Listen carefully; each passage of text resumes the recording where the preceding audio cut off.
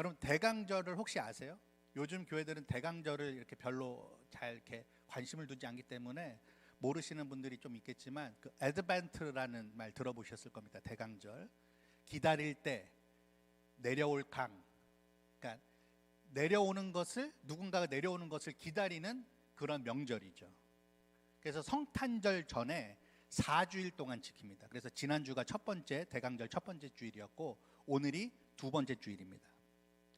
그러니까 설레는 마음으로 성탄절을 기다리고 준비하는 교회의 아주 중요한 절기 중에 하나입니다. 어느덧 벌써 이제 12월이 됐고 성탄절이 다가오는데 매년 여러분들이 어떤 마음으로 성탄절을 기다리시고 준비하시는지 궁금하더라고요. 좀 성탄절 분위기가 좀 예전 같지 않은 것 같습니다. 제가 느끼기에는 뭐 팬데믹도 지나왔고 그러면서 심지어는 교회 내에서조차도 성탄절의 분위기가 예전 같지 않은 것 같습니다. 다행히도 우리는 이제 미국 교회에서 이렇게 장식을 해주니까 좀 느낄 수 있는 것 같은데 우리가 손수 막 하는 장식이 없고 그러다 보니까 뭐 조금 그런 면이 있는 것 같습니다. 그리고 점점 이 세상을 보면은 이 성탄절이 세속화되고 상업화되는 것을 볼 수가 있죠. 이 성탄절을 계속 그 미디어에 내세우긴 하지만 예수님하고는 별로 관계가 없어요. 성탄절 광고하면서 혹은 여러분들이 성탄절에 어떤 것들을 보시면서 예수님이 등장하는 걸 여러분 보신 적이 있으십니까? 저는 별로 없는 것 같아요. 뭐 산타나 캐롤이나 아니면 요즘에는 그 유대인들이 하누카를 밀고 있습니다. 그 빛의 축제죠. 여러분 아무리 그렇게 세상이 세속화돼 가고 성탄절을 상업화한다 하더라도 우리는 그러면 안 되잖아요. 그렇죠? 그래서 우리가 올해부터라도 이제부터라도 심기일전하는 마음으로 성탄절을 우리가 잘 준비하고 잘 보내야 하지 않을까 그런 생각이 들어서 오늘 이 시편 130편을 통해서 우리 믿는 사람들 그리스도인들이 과연 이 성탄절을 대강절을 어떤 마음으로 기대하면서 기다려야 되는지를 같이 좀 생각해 보려고 합니다. 자, 먼저 시편 130편 1절에 보니까 어떤 시인이 하나님을 찾습니다. 여호와여 내가 깊은 곳에서 주께 부르짖었나이다. 그래서 곧바로 2절에 뭐라고 이야기를 하냐면 자, 부르짖었으니까 당연히 뭐를 바래요? 내 소리를 들어달라고 해요. 내 부르짖는 소리에 귀를 기울여 달라고 간곡하게 부탁을 합니다. 이 시를 지은 시인이 뭔가 어려운 일이 있었던 것 같습니다. 1절에 보니까 내가 깊은 곳에서 주께 부르짖었나이다. 이 깊은 곳이라는 것이 과연 어떤 건지는 모르겠지만 좋은 것 같지는 않아요. 여러분 우리도 그럴 때가 있지 않습니까? 우리 주위를 둘러봐도 나를 도와줄 사람이 없는 그런 상황, 정말 너무 기가 막히고 또 너무나도 막막한 그런 상황. 아마 여러분들 올해도 지나오시면서 그런 기가 막히고 막막한 상황을 거쳐오신 분들이 있을 겁니다. 그래서 하나님을 찾는 것 외에는 다른 방법이 없어서 부르짖고 눈물을 흘리고 하나님 앞에 신음소리를 내면서 흐느낄 수밖에 없는 그런 상황들 우리에게도 있을 수 있죠. 시인이 바로 그런 상황에 있었던 것 같아요.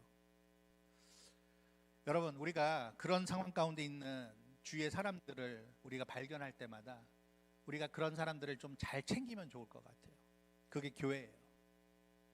우리가 그것을 알았을 때 그 사람의 깊은 곳에 있는 상황을 알게 됐을 때 우리가 외면하지 않는 그런 성도가 되면 좋겠습니다. 내가 할 수 있는 일이 분명히 있을 겁니다. 그것으로 돕고 위로하는 그런 성도와 교회가 되면 참 좋겠다라는 생각이 듭니다. 아무것도 내가 할 수 없다라고 생각되어질 때도 우리가 할 수 있는 일이 있죠. 그를 위하여서 기도해 주는 것입니다. 그래서 무엇보다도 우리가 함께 어려운 자들을 위해서 기도하는 우리 교회가 되었으면 좋겠습니다. 저는 이 대목을 생각하면서 우리 교회가 사람이 많아서 따뜻한 교회가 아니라 사랑이 많아서 따뜻한 교회가 됐으면 하는 그런 바람이 생겼습니다. 우리 교회가 사랑이 많은 교회죠. 근데 우리가 앞으로도 더더욱 이 사랑이 식어져가는 이 마지막 때에 사랑이 많아서 많은 사람들을 따뜻하게 해주는 그런 난로와도 같은 저와 여러분들이 될 수 있기를 주님의 이름으로 축복드립니다. 그런데 3절을 보니까 이 시인이 부르짖으면서 간절히 기도했던 이유가 어떤 어려운 상황 정도가 아니었던 것 같아요. 우리 3절 같이 읽어볼까요? 시작.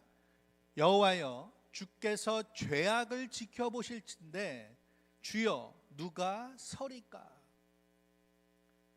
여러분, 이 시인이 인생을 살면서 절실하게 깨달았던 것이 뭐였는가 하면, 누구나 경험하고 누구에게나 닥칠 수 있는 그런 어려운 상황에서 내가 이겨낼 힘이 없구나, 그 속에서 나를 도와줄 사람이 없구나, 이런 정도가 아니라 주님은 사람이 죄를 짓는 것을 다 지켜보고 계시는구나.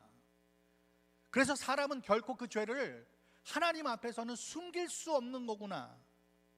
그렇다면 어느 누구도 주님 앞에 떳떳하게 설 수 있는 사람이 없는 거구나, 이걸 깨달은 거예요. 여러분, 너무 무섭지 않습니까? 사람이 최고인 줄 알았는데 사람 위에 누가 계신 거예요? 하나님이 계시다라는 거예요. 사람은 절대로 범접할 수 있는 존재가 있다라는 거예요. 그게 하나님이시죠. 시인이 그걸 깨달았던 것입니다. 요즘에 우리가 실리콘밸리를 살기 때문에 더욱더 체감할 수 있는 건데, 요즘 AI 같은 걸 보면은 정말 똑똑하다는 생각이 들어요. 그걸 누가 만들었습니까? 인간이 만들었죠. 그래서 저는 그걸 개발하는 개발자들을 보면서, 또 이 지역의 그 유수한 아주 훌륭한 그런 회사들을 보면서 사람들이 진짜 똑똑하구나를 느껴요. 근데 제가 더 소름 돋는 게 있어요. 사람을 보면서. 뭐냐면, 사람이요, 사람의 어떤 죄나 과거에 대해서 잊지 않아요. 침묵하지 않아요. 10년이 지나도 20년이 지나도 30년이 지나도 언젠가는 그것을 밝혀내더라고요. 최근에도 한국에 있는 어떤 연예인들이 아주 오래전에 잘못한 것들이 드러나서 그 자리에서 물러나게 되고 하는 일들을 우리가 보지 않습니까? 그런데요, 하나님이 그러시다는 거예요. 하나님은 인간의 모든 행동과 마음을 보시고 죄악을 지켜보고 계신다는 거예요. 이 시인처럼 똑같은 경험과 고백을 한 사람이 있습니다. 사도 바울입니다. 그래서 로마서 7장 24절에 자기 속에 있는 그 죄가 하나님 앞에 들킬 수밖에 없다라는 사실을 알고서 뭐라고 고백했는지 아세요? 오호라, 나는 곤고한 사람이로다. 이 사망의 몸에서 누가 나를 건져내랴. 절망한 거죠. 그런 죄가 들킨 나는 아무런 소망이 없다라는 거예요. 기대할 게 하나도 없는 상황이 됐다는 거예요. 상황 종료, 게임 오버입니다. 여러분들은 이거에 대해서 어떻게 생각하세요? 저는요, 이거에 대해서 전적으로 동의할 수밖에 없습니다. 여러분, 세상에서 벌어지는 일들을 보십시오. 그 얼마나 많은 죄악들이 세상에 퍼져 있습니까? 세상까지 나아갈 게 없죠. 우리 안을 들여다보면 됩니다. 우리 안에서, 내 안에서 벌어지는 일들을 여러분 한번 정직하게 살펴보세요. 나는 나름대로 포장하고 미화하고, 내가 잘못한 것들은 조금 편집해가지고 잘못한 것은 말하지 않고 잘한 것만 내세우는 그런 거짓과 위선이 우리에게 있지 않습니까? 사람은 속일 수 있을지 몰라도 하나님은 속일 수가 없다라는 거예요. 우리에게 과연 선한 것이 있을 수 있는가? 우리를 보면 답이 딱 나오죠. 없다는 거죠. 그래서 시인은 주께 누가 설 수 있겠습니까? 라는 한탄을 하고야 맙니다. 그런데요, 여기서 놀라운 반전이 일어납니다. 4절 우리 같이 읽어볼까요? 시작. 그러나 사유하심이 주께 있음은 주를 경외하게 하심이니이다.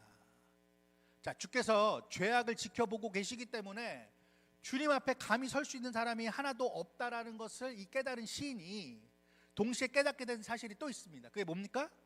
사유하심이 주께 있다라는 거예요.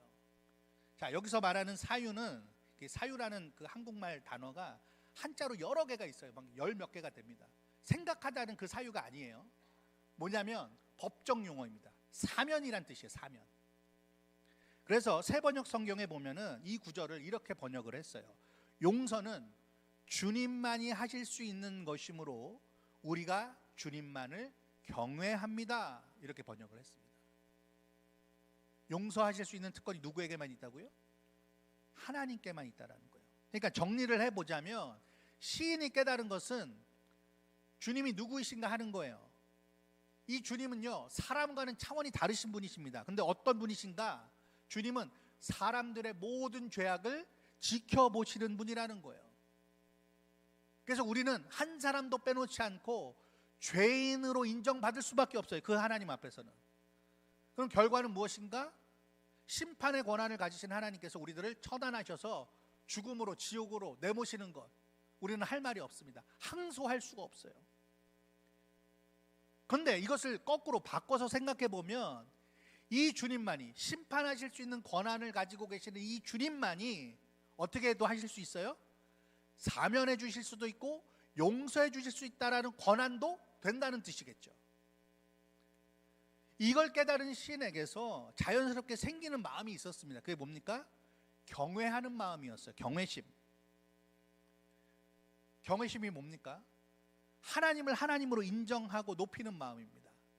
하나님은 하나님이고 나는 나고, 나는 하나님의 백성이고.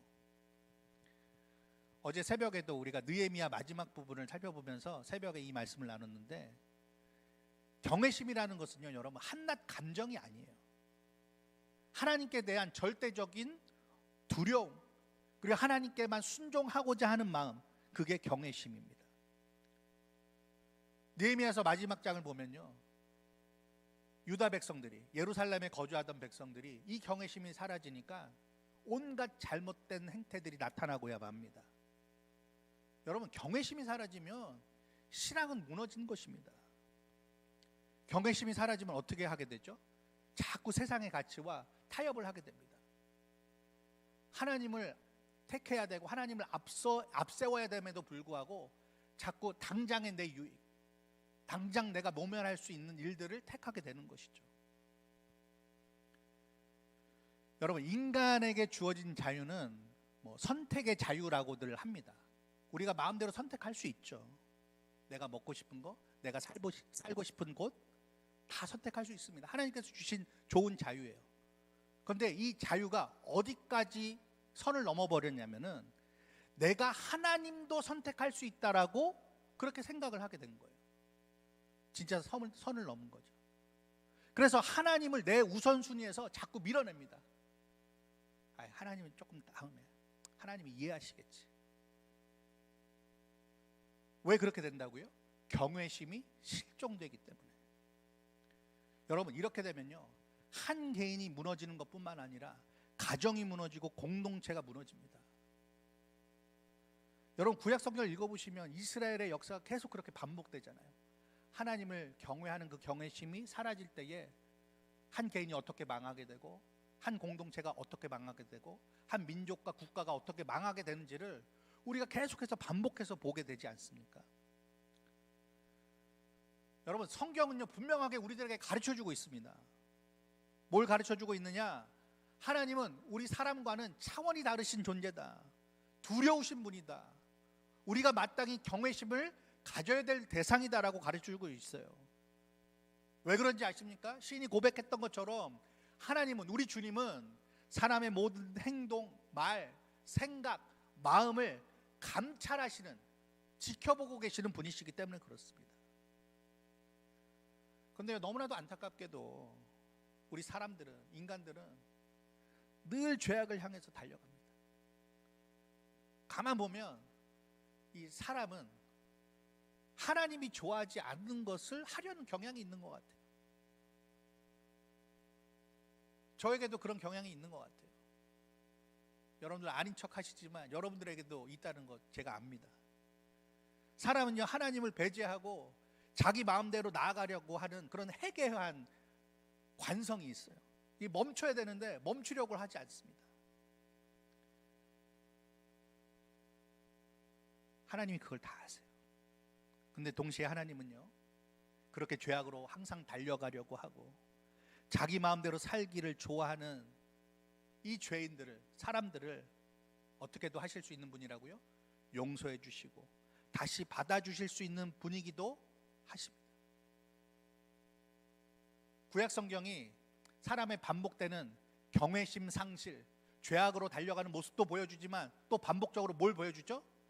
다시금 받아주시는 그 하나님, 그런 자들에게 은혜를 베풀어 주시고 구원해 주시고 하나님께서 함께 하시는 그 모습을 반복해서 보여주는 것이 구약의 역사이기도 합니다. 여러분, 이 하나님이요 이렇게까지 말씀을 하셨어요. 이사야서 1장 18절에 보니까 우리 같이 한번 읽어볼까요? 시작. 여호와께서 말씀하시되 오라 우리가 서로 변론하자. 너희의 죄가 주홍 같을지라도 눈과 같이 희어질 것이요 진홍같이 붉을지라도 양털같이 희게 되리라. 사진 하나를 보여드리겠습니다. 정말 촌스럽죠. 제가 그 96년에서 98년까지 군대 생활을 했는데 그 일과가 끝나고 나면 저 체육복을 입었어요. 눈에 확 띄지 않습니까? 너무 촌스럽죠. 이거 입어보신 남자분들 아마 있을지도 모르겠어요. 저와 나이가 비슷한 분들은. 저는요 죄가 주홍 같다라는 말을요 요걸 통해서 제가 군대 가서 좀 느꼈어요. 여러분, 대한민국의 70%가 산지죠. 나무가 굉장히 많습니다. 군부대가 주로 그런 산지에 있습니다. 나무가 많은 곳에 있어요. 그래서 군인들이 타령을 하잖아요. 근데 이 복장을 입고 이 복장을 꼭 입게 돼 있어요. 타령을 하면 어떻게 될까요? 아까 보셨다시피 나무 초록 색깔에 아주 너무나도 잘 보여요. 타령이 불가합니다. 이 옷을 입고서는. 우리의 죄가 그와 같다라는 거예요. 주홍같이 붉다는 거예요. 그런데 그런 주홍같이 붉은 죄를 항상 안고 있는 우리를 향하여서 하나님 뭐라고 하십니까? 변론하자. 쉽게 얘기하면 야 따져보자. 니네 생각에는 그 주홍 같은 죄가, 붉은 죄가 지워지지 않을 것 같지? 해결이 안 될 것 같지? 근데 하나님 뭐라고 그러시는 거예요? 내가 해결하겠다. 내가 반드시 눈처럼 양털처럼 그 주홍같이 진홍같이 붉은 너희들의 죄를 내가 해결하겠다라고 자신하고 계시는 거예요. 할렐루야. 우리는 이 하나님을 믿는 거예요. 시인이 이것을 깨닫고 하나님 앞에 태도가 바뀝니다. 그게 5절과 6절이에요. 우리 한번 같이 읽어보겠습니다. 시작. 나 곧 내 영혼은 여호와를 기다리며 나는 주의 말씀을 바라는도다.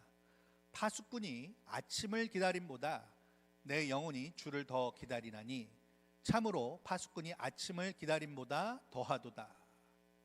자, 이거를 히브리 원문으로 된 것을 제가 나름대로 번역을 해봤어요. 이렇게 돼 있어요.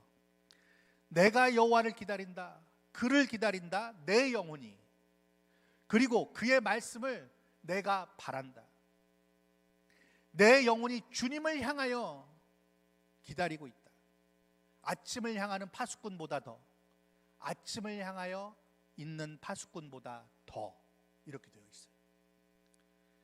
저는요 파수꾼이 아침을 기다린다라는 이 표현을 너무 잘 알고 있어요. 제가 군 생활을 그 철책에서 했거든요. 여러분 한국에 애국가 나오면은 왜 군인들이 그 철조망 이렇게 막 잡고 사는, 제가 그런 지역에서 군 생활을 했습니다. GOP에서. 이때 하자마자 훈련소 6주 동안의 훈련을 마치고 최전방 그 철원에 있는 GOP 철책에 투입이 됐어요. 가자마자 밤새 근무를 서야 되더라고요. 너무나도 춥고 너무나도 힘든 시간이었습니다. 몇 시간을 근무를 서야 됩니다. 밤을 새서. 그때 간절히 바랬던 거는 딱 하나밖에 없었어요. 뭡니까? 아침이 빨리 왔으면. 근데 아침이 오는 게 정해져 있잖아요. 그런데도 그걸 계속 사모하게 되고 기다리게 되더라고요. 여러분, 파수꾼에게 아침은요 확실한 소망입니다. 확실히 다가올 미래예요. 반드시 이루어질 일입니다. 그런데 파수꾼은요 그 이루어질 미래를, 확실한 소망을요 바라고 또 바래요. 시인이 그렇게 주님을 기다렸다라는 거예요. 그래서 그의 절망이 소망이 된 것입니다. 비록 죄로 인해서 주님이 두려웠지만 동시에 그 죄를 용서하실 수 있는 그 주님을 바라보면서 믿고 기다리게 되었던 것이죠. 여러분, 성탄절이 어떤 날입니까? 말 그대로 예수님께서 탄생하신 날입니다. 올해도 어김없이 이 성탄이 다가오고 있습니다. 그럼 이제 어떤 마음으로 우리가 기다려야 될까요? 어떻게 준비해야 될까요? 방금 살펴본 대로 우리가 시편 130편의 이 시인의 마음이 오늘 저와 여러분들의 마음에 깃들었으면 좋겠어요. 왜죠? 예수님이 이 세상에 오신 이유를 우리가 기억해 보면 돼요. 왜 오셨습니까? 우리가 너무 힘들고 어렵기 때문에. 그래서 오셨죠. 우리가 가난하고 아프고 상처받고 고통 가운데 신음할 수밖에 없는 연약한 존재이기 때문에 오셨죠. 그런데 더 중요하고 더 근본적인 오신 이유가 있다라는 거예요. 그건 뭡니까? 저와 여러분이 죄악 가운데서 헤매고 얽매여 있기 때문이라는 거예요. 살아 숨쉬고 있는 것 같지만 실제로는 죽음 가운데서 소망 없이 묶여 있기 때문이라는 거예요. 그런 우리를 건지시려고 예수님께서 사람이 되셔서 아기의 모습으로 구유에 탄생하신 것이죠. 그런 죄악 가운데서 헤매이고 죽음 가운데 소망 없이 묶여 있는 우리를 하나님께서 불쌍히 여기신 겁니다. 우리를 그냥 내버려 두시지 않으셨던 거예요. 하나님이 구원할 자신이 있으시다라는 거예요. 어떤 만큼요? 자기의 하나밖에 없는 아들을 보내실 만큼. 그래서 죄악과 죽음에서 헤매이는 우리들을 건지시려고, 그런 우리에게 진짜 생명, 영원한 생명을 주시려고 독생자 예수 그리스도를 이 땅에 보내주신 것입니다. 아들을 내어주셨어요. 그렇게 우리 주님은 죄의 삭신 사망으로 가게 되셨죠. 처절한 십자가로 대가를 치르셨습니다. 이거를 우리가 어려운 말로 속량이라고 합니다. 대가를 지불하셨죠. 그냥 될 수 없는 일이었습니다. 그러나 하나님께서는 그 대가를 치르시고도 우리를 건지시겠다고 하신 것이었죠. 그것이 예수님께서 탄생하신 이유였고 목적이었습니다. 근데 여러분, 놀랍게도 우리가 다 알고 믿는 사실이지만 이 예수님이 십자가 위에서 죽으시고 3일 만에 다시 살아나셨어요. 그리고 지금은 이 땅에 계시지 않고 하늘 보좌에서 이 땅에 다시 오실 것을 준비하고 계십니다. 그래서 우리는 매년 성탄절, 이 오신 주님을 기다리는 이 대강절 기간만이라도 다시 오실 주님을 생각하고 기다리고 준비해야 되겠죠. 사실은 원래 1년 내내 매주 매일매일 매순간 그래야 되지만 이 기간만이라도, 대강절 기간만이라도, 성탄절 기간만이라도 다시 오실 주님을 기대하고 기다리는 마음을 좀 회복했으면 좋겠습니다. 그런 마음에서 이 말씀을 나누고 있는 것입니다. 그런데요, 어떻게 보면 이 기다림은요 굉장히 신비한 기다림이에요. 왜냐하면 마태복음 1장에 보면은, 마태복음 첫 장에 보면은 예수님의 별명이 나오는데 그 별명이 뭔지 여러분 기억하세요? 임마누엘입니다. 임마누엘. 이걸 번역하면 어떻게 되죠? 하나님이 우리와 함께 계시다라는 뜻입니다. 예수님의 별명입니다. 그런데 마태복음의 마지막 장의 마지막 구절에 뭐라고 돼 있죠? 볼지어다 내가 세상 끝날까지 너희와 항상 함께 있으리라. 부활하신 예수님께서 제자들에게 약속하신 내용이에요. 그러니까 마태복음이 임마누엘로 시작해서 임마누엘로 끝나요. 나는 이제 곧 하늘로 승천하겠지만 나는 너희와 항상 함께 있을 거야 라고 하셨던 거예요. 그런데 안 계시잖아요. 그런데 어떤 방식으로 함께 계시는 거죠? 요한복음 14장에 보면은 그게 잘 나와 있습니다. 예수님께서 기도를 하시겠다라고 약속을 하세요. 내가 아버지께 구하겠으니 그가 또 다른 보혜사를 너희에게 주사. 또 다른 보혜사, 성령님이시죠. 성령님을 주셔서 영원토록 너희와 함께 있게 하겠다, 그렇게 약속해 주셨어요. 나는 비록 내 부활의 육체는 하늘로 올라가지만 성령을 보내서 내가 너희들과 함께 있는 것 같이 그렇게 하겠다, 그 약속을 지키겠다라고 말씀하신 것이죠. 여러분, 이상하죠? 예수님이 성령을 통해서 우리와 함께 하고 계시는데 우리는 기다린다? 우리는 뭔가 기대해야 된다? 좀 이상해요.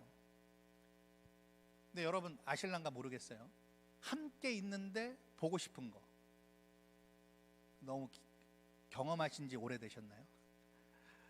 우리가 연애를 하면 남자와 여자가 사랑을 하면 함께 있는데도 막 보고 싶어 합니다. 보고 있는데도 보고 싶어 합니다. 그거하고 비슷하지 않을까라는 생각을 해봅니다. 근데 우리 주님은요, 이렇게 우리와 함께 하시는 주님이신데 이것을 성령과 믿음을 통해서 느끼고 경험하도록 하셨어요. 그래서 우리는 주님의 얼굴을 지금 보고 있지는 않지만 그 성령을 통해서 또 우리의 믿음을 통해서 예수님이 나와 함께 계시는가를 우리가 확신할 수 있는 것이죠. 그래서 비록 우리의 눈에 보이지 않는 주님이시지만 함께 하신다는 걸 믿기 때문에 그 주님을 사랑하게 되는 것이죠. 여러분 주님을 사랑하십니까? 그럼 주님께서 여러분들과 함께 계시다라는 증거입니다. 근데 그렇게 주님을 사랑하면 사랑할수록 우리는 어떻게 되죠? 주님이 정말 보고 싶어져요. 그래서 속히 주님의 얼굴과 내 얼굴이 마주할 그날을 고대하고 또 고대하는 것이죠. 오늘 우리가 성찬식을 했지만 주님이 지금 우리와 함께 하심은 맛보기와 같다고 할 수 있습니다. 우리가 예수님을 떡을 통해서 잔을 통해서 잠시 맛봤죠. 우리가 예수님과 함께 하심을 그렇게 맛보고 있는 것입니다. 그런데 주님이 우리 앞에 언젠가 다시 나타나실 거예요. 그때와 시는 하나님만 아십니다. 근데 다시 오시는 거는 확실해요. 다시 오셔서 나타나시면 그건 이제 뭐와 같을까요? 완전한 만찬을 즐기게 되는 것입니다. 얼굴과 얼굴을 대하면서. 그때는 이제 성찬, 이런 성찬은 필요 없을 겁니다. 그것이 주님께서 우리와 함께 하심을 우리가 경험하면서 또 우리 마음속에는 주님을 기대하고 기다리는 것이죠. 마지막으로 우리가 또 잊지 말아야 될 것이 있습니다. 오늘 130편 마지막 두 절을 함께 읽어보겠습니다. 7절 8절입니다. 시작. 이스라엘아 여호와를 바랄지어다. 여호와께서는 인자하심과 풍성한 속량이 있음이라. 그가 이스라엘을 그의 모든 죄악에서 속량하시리로다. 자, 속량이라는 말이 이제 여기 나오죠. 이 시는요, 이스라엘 공동체 전체에게 자신이 깨달은 것을 빨리 전해주고 싶었어요. 이스라엘아 여호와를 바랄지어다. 기대해라. 기다려라. 왜요? 이 시인이 주님이 누구신지 새롭게 깨달은 거예요. 아, 인자가 많으신 분, 사랑이 풍성하신 분. 어느 정도로요? 죄악을 속량하실 만큼. 그 속량의 구체적인 내용을 우리는 너무나 잘 알고 있습니다. 예수님께서 이 세상에 오셔서 사람이 되셔서 십자가에 달려 죽으신 그 일, 그 대가를 치르신 그 일, 그 일이 이루어졌어요.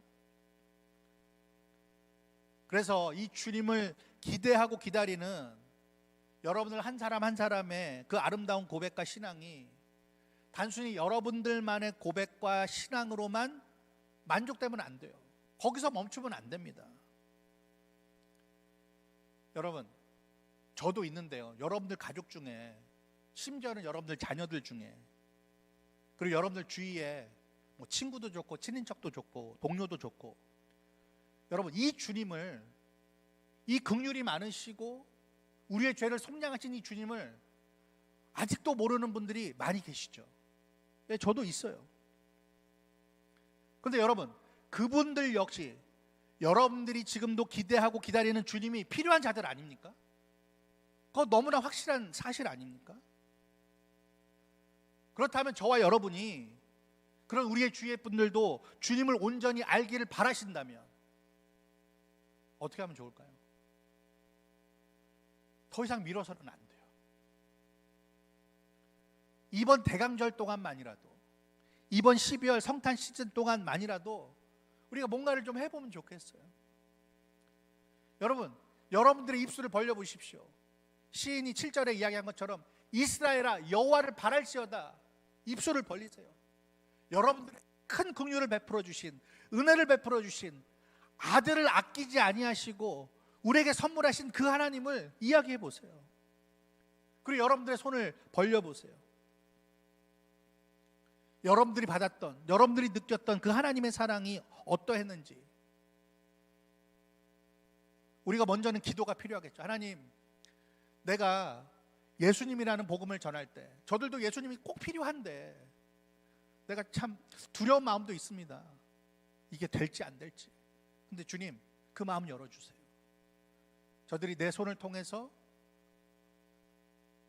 무언가를 받았을 때 저들이 하나님의 사랑, 내가 경험했던, 내가 느꼈던 하나님의 사랑을 알 수 있도록, 그래서 마음을 열도록 도와주세요. 그래서 여러분, 성탄 선물은요, 아직도 그 주님을 모르는 자들에게 하셔야 됩니다. 우리가 성탄이 되면은 뭐 어른들은 잘 안 하지만 이렇게 선물 교환 같은 거 하잖아요. 근데 우리는 다 아는 사람끼리 해요. 근데 모르는 자들에게 하셔야죠. 선물 싫어하는 사람 없습니다. 내가 누구에게 어떻게 선물하면 좋을까? 거기에 어떤 카드를 써서 어떤 내용을 적어서 선물하면 저들에게 내가 기다리고 기대하는 그 주님을 저들도 알 수 있게 될까? 우리가 이 시즌에 한번 고민해 봤으면 좋겠어요. 그리고 실천해 봤으면 좋겠습니다. 성탄절이 되면 뭐 우리가 그냥 쉬거나 뭐 휴가를 내서 놀러 가는 그런 사람들이 있죠. 우리가 그럴 수 있죠. 그렇게 해도 됩니다. 하지만 성탄절을 우리가 그렇게만 보낸다면 뭔가 너무 아쉽고 아깝지 않습니까? 그렇게만 성탄을 보낸다면 성탄의 그 날을 정하신 하나님의 입장에서는 뭔가 아쉬움을 느끼시지 않을까요? 가난한 자를 풍요케 하시고 낮은 자를 높여주신 그 은혜의 주님, 더 나아가서 기꺼이 우리 가운데 찾아오셔서 십자가를 지셨고 대가를 치르실 만큼 저와 여러분들 죄인들을 너그러이 용서해 주신 이 성탄의 주님을 우리가 이번에는 기필코 전할 수 있으면 좋겠습니다. 그렇게 주님을 나타내고 전하면서 주님을 기대하고 기다리는 자들에게 우리 주님께서 은혜를 풍성히 주실 줄 믿습니다. 그 은혜를 이 대강절에, 이 성탄절에 나누고 누리시는 저와 여러분, 우리 더웨이 교회 될 수 있기를 주님의 이름으로 축복드립니다. 우리 기도하겠습니다. 말씀을 생각하면서 먼저 하나님이 어떠한 분이신지, 나를 위하여서 나에게 어떤 일을 행하셨는지를 이 대강절을 지내면서 또 성탄절을 맞이하면서 다시 한번 우리가 느끼고 깨달았으면 좋겠습니다. 여러분, 아들을 내어주셨어요. 하나밖에 없는 아들을. 물론 다시 살리셨죠. 근데 여러분, 우리가 아들이나 딸을 누군가의 죄를 위해서 내어주실 수 있는 그런 자신이 있으신 분 계세요? 3일 후에 살려줄 테니까 내어줘. 저는 못할 것 같아요. 이게 하나님이라고 쉬우셨을까요? 어려우셨을 겁니다. 그만큼 여러분, 하나님은 저와 여러분들을 너무나도 살리고 싶으셨어요. 왜요? 사랑하시니까. 우리가 그 주님 앞에 이 대강절과 성탄의 시즌을 기도하면서 그 은혜의 주님, 긍휼이 많으신 그 주님을 기대하면서 또 기다리면서 또 우리 주위에 있는 사람들에게, 그 주님을 알 필요가 있는 사람들에게 전하면서 하나님 이 시즌을 어떻게 보낼 수 있는지 하나님 내게 지혜를 주시옵소서, 용기를 주옵소서, 믿음을 더해 주옵소서. 우리 다 함께 기도하도록 하겠습니다. 사랑과 은혜가 많으신 아버지 하나님, 이 시간 주님 앞에 간절히 기도합니다. 우리를 위하여서 아들을 아끼지 아니하시고 허락하신 그 주님의 긍휼과 사랑을 다시 한번 마음 가운데 기억하며 섬기는 저희들 되길 원합니다. 그런 마음으로 주님을 기대하며 주님을 기다리는 저희들이 되길 원합니다. 세상의 헛되는 것을 사라질 것에 마음 두지 아니하게 하시고 우리에게 영원한 선물이 되어주신 주님을 기억하며 살아가는 저희를 주님 도와주시옵소서. 하나님, 우리 주위에 아직도 주님을 모르는 자들이 너무나도 많이 있습니다. 그들에게 하나님, 나의 입술을 벌려 손을 벌려서 주님을 증거하며 주님을 나타내길 원하며 그 일에 우리를 사용하여 주시옵소서. 하나님, 이 성탄 시즌에 하나님 누구를 향하여 나아갈지, 어떤 사람에게 예수님이라는 선물을 해야 할지 하나님 우리로 하여금 알게 하시고 찾게 하시고 행할 수 있도록 주님 인도하여 주시옵소서. 우리 더웨이 교회가 그 주님을 기대하며 기다립니다. 또 하나님, 많은 사람들에게 성탄의 주님을 하나님 증거하며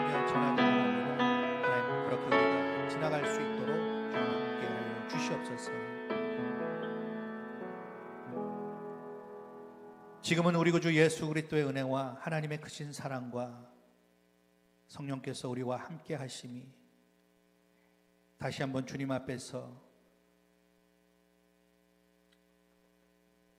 우리를 위하여서 너무나도 큰 대가를 치르신 것을 기억하며 주님을 항상 기대하며 기다리겠다고 다짐하는 주님의 성도들 머리머리 위에, 또 성탄의 주님을 나만 누리는 것이 아니라 주위의 이웃들과 주님이 필요한 자들에게 전하기를 소원하는 모든 성도들 머리머리 위에, 또 주께서 핏값 주고 사신 우리 더웨이 교회와 이 땅의 모든 교회들과 선교지 위에 지금부터 영원토록 함께 계시기를 간절히 축원하옵나이다.